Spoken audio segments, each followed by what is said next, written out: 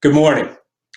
I want to give you the most powerful one-word question you need to ask yourself or your team as you plan to launch a business. Even if you already have a business and want to launch a new product, a new division, or even a service, the question you want to come back to again and again as you launch your startup is this: Who? Who is the ideal target market that you want to appeal to? You already have an idea of the type of business you want to launch. That's fine. But before you go too far, the question you want to come back to is who? Who is the ideal target market that you want to appeal to? Think about it. If I mention the name Ford, what comes to mind? Trucks. The tagline, "Built Ford Tough." Even with the millions of dollars Ford has, it isn't trying to appeal to everyone with a driver's license. They're focused on an ideal target market it wants to appeal to. Guys who like to haul stuff. In fact, they're getting out of the car market, except for the Mustang, and they're focused on building trucks.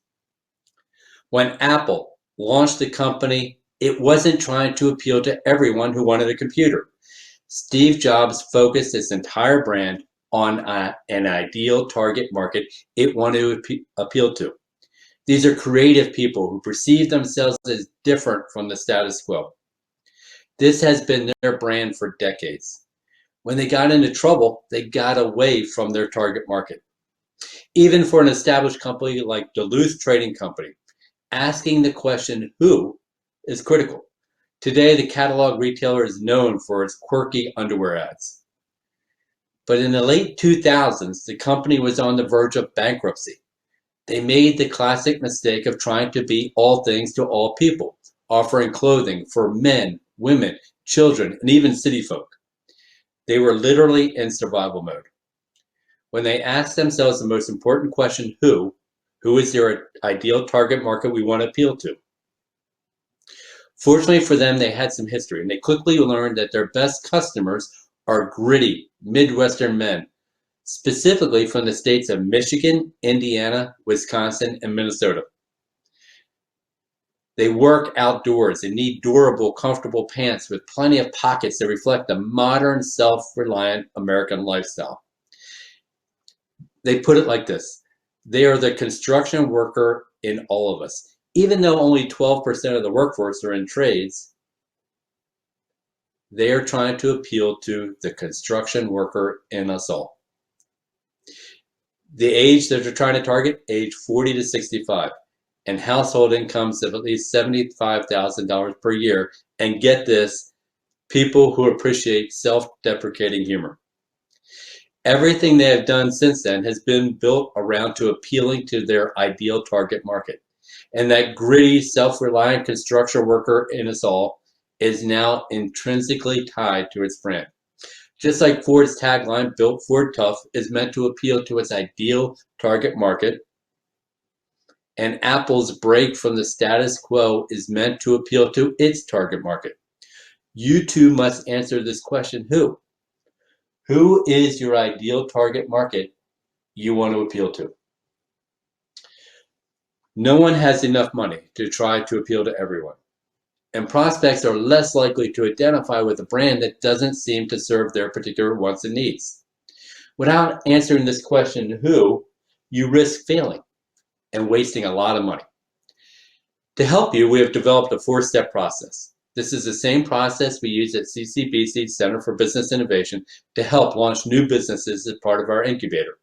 We have launched 37 new businesses, and we're planning to launch 6 more later this year.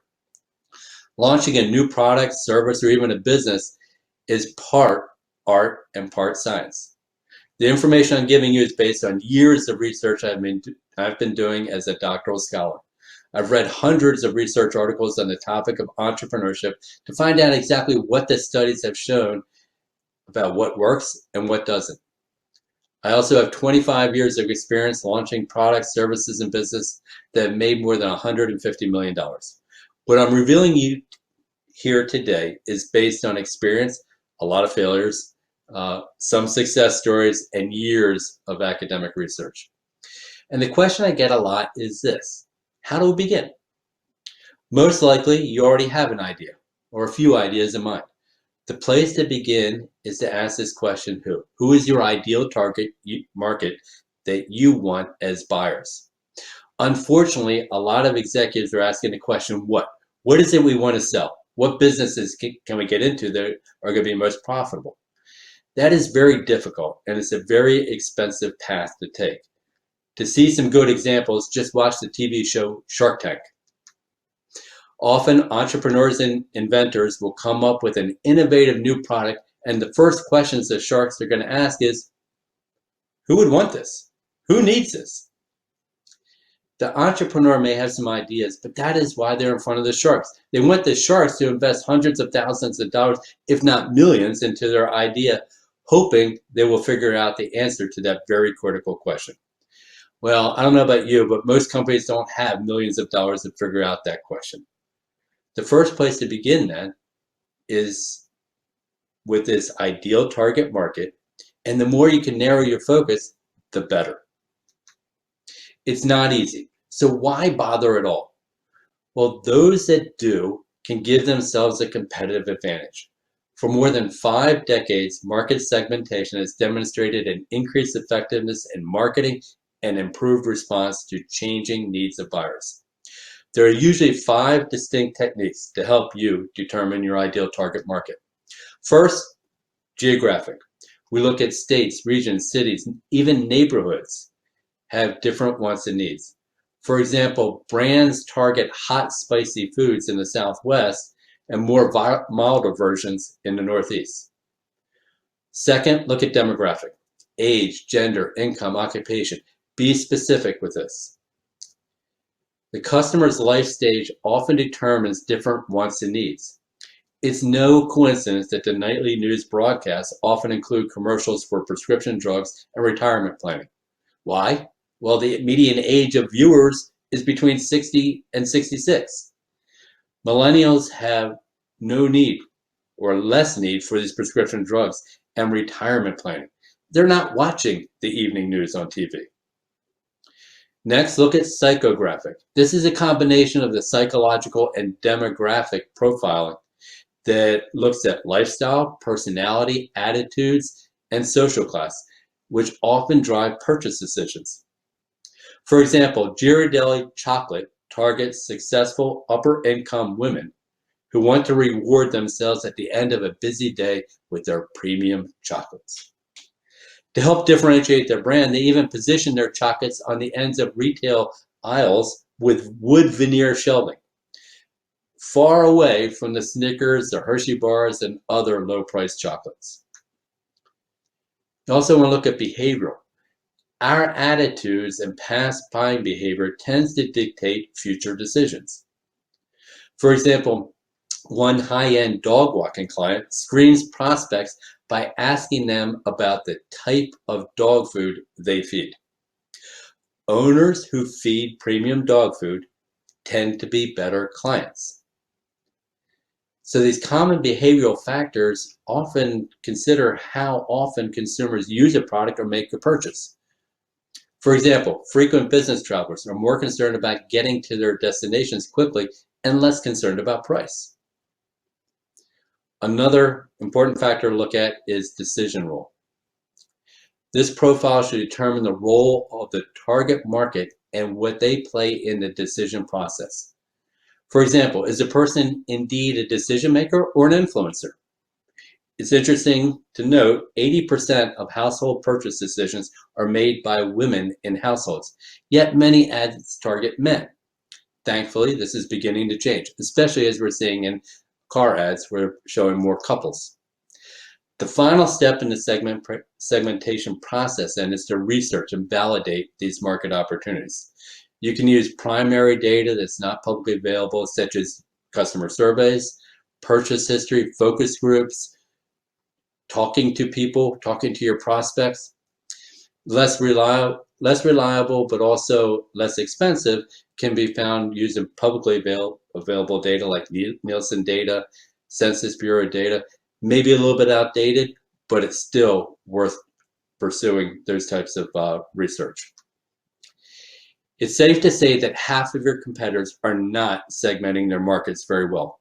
McKinsey and Company found that 51% of firms surveyed did not focus on customer insights, segmentation, or even targeting. In a different survey by Bain and Company, it found that half of the management teams failed to change their products to meet the demands of customers. Every prospect, every customer is unique. Get that. However, there are these unifying threads in which people can be grouped together based on some similarities, whether it be geography, demographic, psychographic, behavioral, or decision-making factors, or a combination of all these.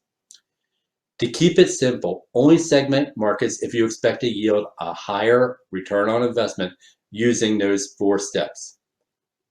We want to identify the want or need you're addressing, determine the niche market, create a customer profile, and then research and validate your marketing opportunities. Your goal here is to generate an ROI using market segmentation. Now that we've answered the question who, the next step is to ask what. What can you offer that will meet your ideal buyer's wants or needs?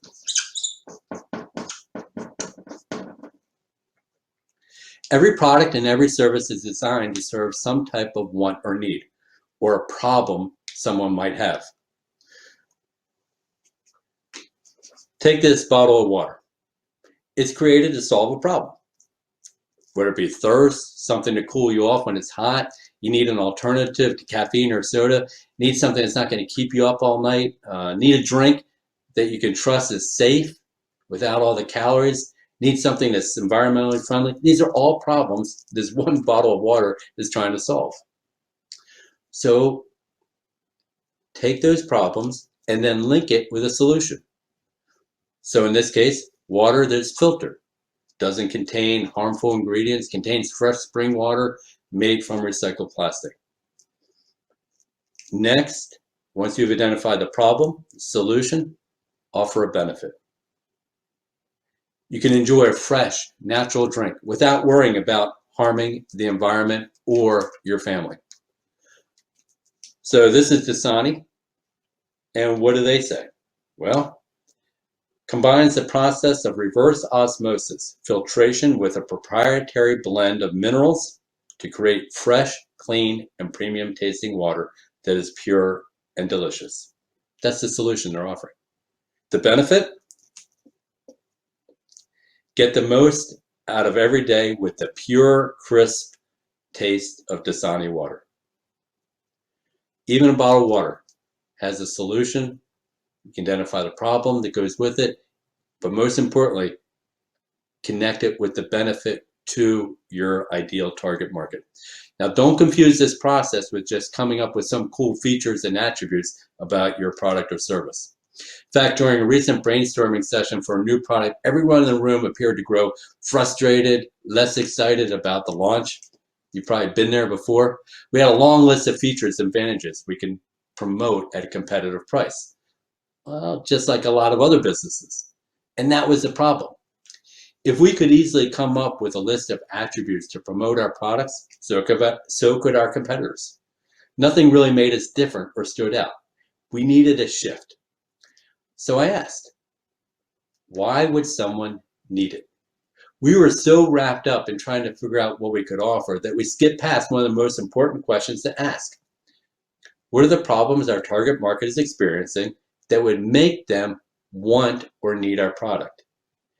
It is one of the most profound but often overlooked questions to ask when trying to build a brand that's going to grab the attention of your target market.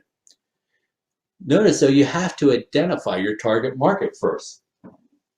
Once you've done that, then you need to understand what matters most to your potential customers. Talk to them.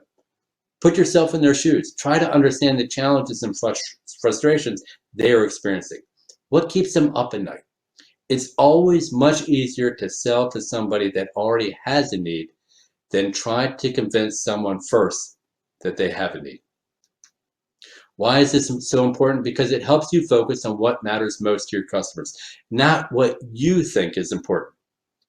Recently, I was asked to develop a marketing campaign for the new Float Vac household vacuum cleaner. We discussed all the various attributes we could promote. It's lightweight, it hovers over the floor, doesn't require wheels, which is really pretty cool. And it has 10% to 37% more suction power. All interesting facts. But the fact is, no one wants to vacuum. What most people really want from their vacuum is less time spent vacuuming. We had to shift the focus. We created a brand that is built on a very powerful promise. Powerful, ultralight technology, less time cleaning, more time enjoying, up to 30%, 37% more suction at an affordable price. Every product and every service, even a bottle of water, is designed to fill a need, even if the need is not to want to use it at all, like vacuuming. Take a look at Abraham Maslow's hierarchy of needs. He outlined 5 needs all people share in his famous paper, A Theory of Human Motivation. This has withstood the test of time for 75 years. At the most basic level is physiological, such as food, water, shelter, followed by safety, belonging and love, social needs or esteem, and the pinnacle of all of our universal needs is self-actualization. This theory is founded on the idea that each level of motivation must be met before moving on to the next one higher up. For example, before someone has a desire to earn a master's degree at self-actualization, she must first fulfill her need to have a place to live, physiological, and feel financially secure enough to pursue a higher degree, which can fall under safety. It's an interesting exercise to determine how your product or service fits into Maslow's hierarchy of needs. Be careful. Take Starbucks, for example. We need water to satisfy our thirst, and we may need something hot to stay warm on a cold day. But we can satisfy that same need with a cup of coffee from any store and pay a lot less. With its messaging of developing environmentally friendly, sustainable coffee production and turning its product into a brand that people want to be affiliated with, Starbucks has escalated their product to fulfill everyone's need for self-esteem, to feel good about the product they are supporting. Apple, Harley-Davidson, Tesla, Under Armour, all these brands have gone well beyond satisfying basic needs, such as information, transportation, clothing. They're satisfying a higher level of need many of us share, to look and feel good, self-esteem, so that we feel good about the products that we are buying and that we're willing to get tattoos of the brand and brag about the purchase to friends. How can you go beyond satisfying your customers' basic needs and fulfill their higher level needs such as love, belonging, or esteem, or even self-actualization? Tap into these higher level needs to create a brand that sells for years to come. We talked about the 2 most important steps in the launch process, where we're asking who, what. Next is how.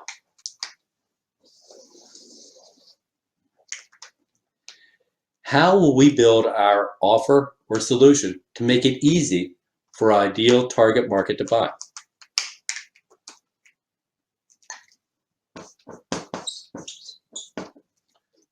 In other words, what are the steps that we need to create in the purchase decision process? It doesn't matter what industry you're in. Business owners tell us the one thing they need more than anything right now is leads. And not just any leads. They want highly qualified leads who are ready to buy. The secret is to give prospects what they want most to help them in the purchase decision process. For example, put yourself in the shoes of a prospect, and let's say you're finally thinking about replacing your patio. Do you just randomly call landscapers in your area? Of course not. First, you do some research. And for most people, that begins online. You begin looking at types of landscaping and patios you may like, and features, such as varieties of stone, pavers, plants, walls. You're educating yourself so you have a better idea of what you want. The landscapers with sites that help prospects in this research process are much more likely to get the business. That's why one of the best tools you can use to generate leads is what we call an ebook.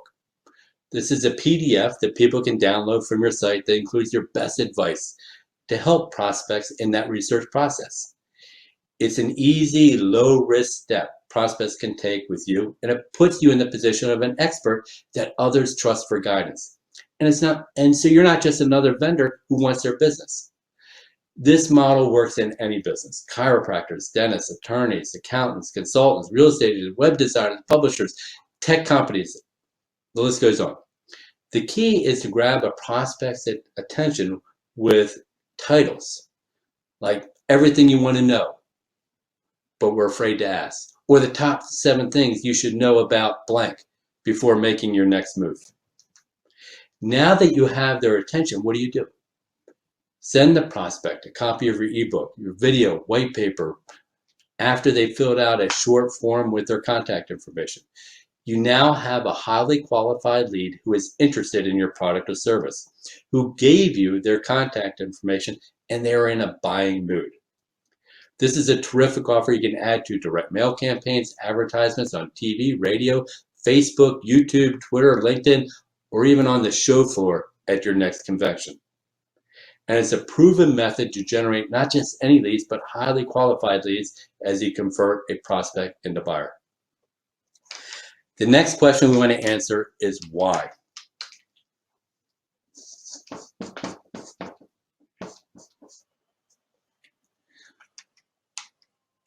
Why would someone want to do business with you? Are you going to offer the lowest price? I hope not, because someone's always going to come along and offer a better or a lower price, so I doubt you offer the best price. And if you do, it's only going to be temporary. Do you offer better service? Well, that's better than offering a lower price, but a competitor can always come along with better service too. How about a better product? Is that why they're buying from you? Maybe, but that's going to be temporary too. So I ask you again, why do people buy from you?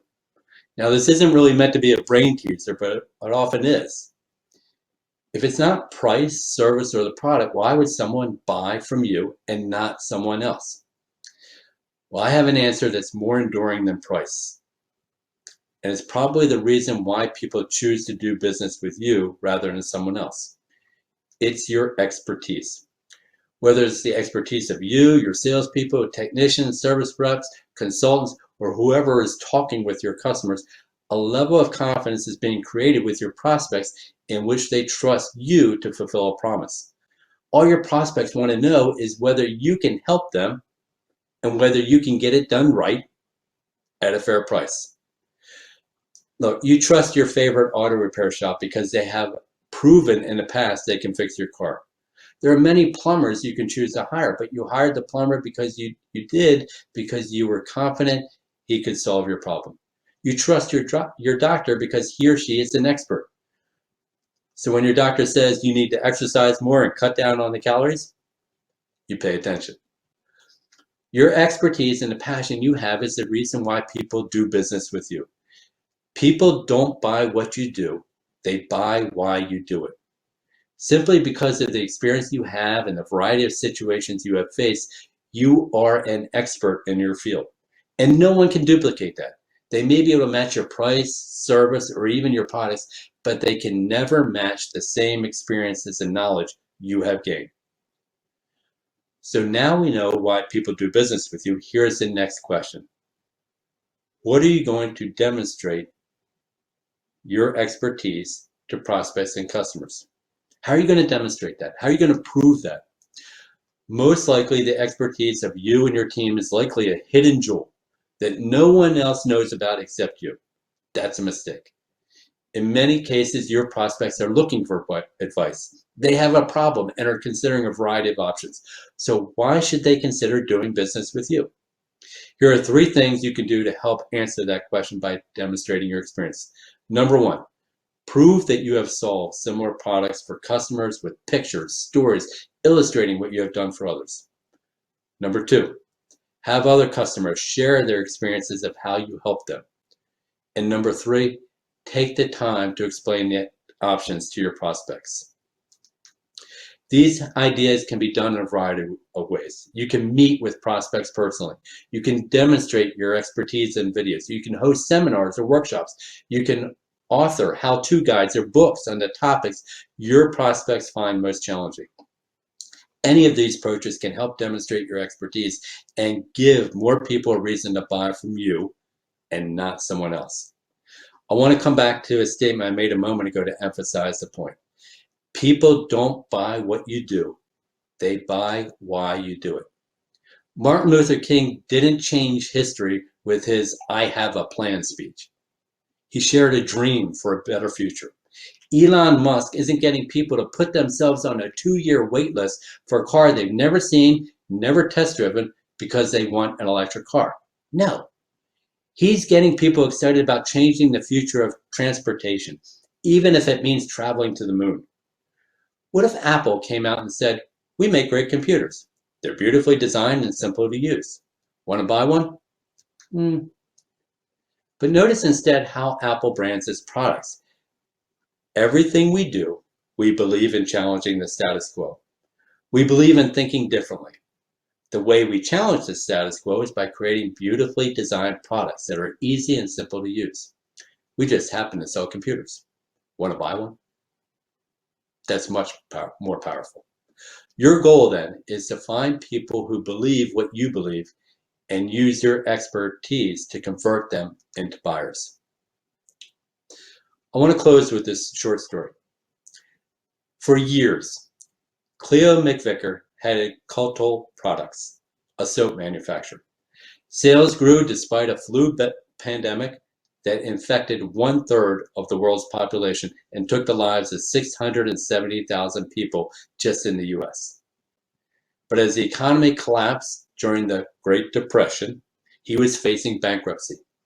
Determined to save his business, Cleo hired his brother, who came up with a non-toxic, non-staining, reusable putty that he thought would be ideal for removing the coal residue from wallpaper in homes throughout the country. Excited about these new possibilities, Cleo approached Kroger Company about carrying the wallpaper cleaning putty in its grocery stores. Cleo agreed to provide 15,000 cases by Kroger's deadline, even though they had never manufactured the wallpaper cleaner before. If they didn't meet that deadline, the company would be bankrupt. Fortunately, the McVicker brothers made the products in time, and over the next 20 years, the McVickers became the world's largest wallpaper cleaning manufacturer.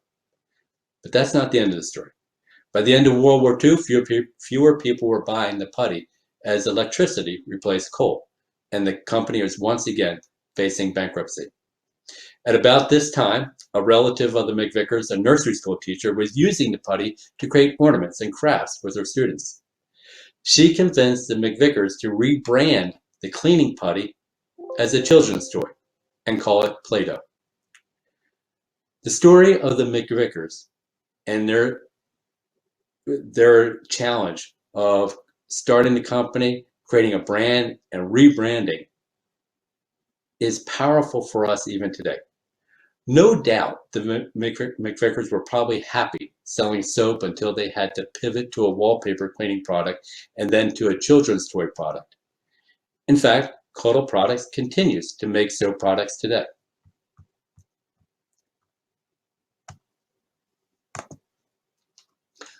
What was their secret? It's the same formula we use at my company and at CCBC's Center for Business Innovation to launch new products and businesses. The McVickers created products for what people wanted and needed by beginning first with the most powerful question you can ask right now. Who? Who is the ideal target market you want to serve? Once you identify them, you can then determine the problem or the pain that they're wrestling with. Notice that if the McVickers began with the question most owners ask, what can we sell? They would probably develop another soap product. So the 4 questions you must ask anytime you're stuck or you're launching a startup or a new product, ask these 4 questions. Who is your ideal target market? What challenges or problems are they experiencing? How can we build an offer and solution that will benefit our market? And then finally ask why. Why would someone want to do business with you? I want to thank you for taking the time today. I hope you're able to take some of these ideas and apply them to your own startup, whether it's a new company or you're launching a new product or service. Thank you for taking the time.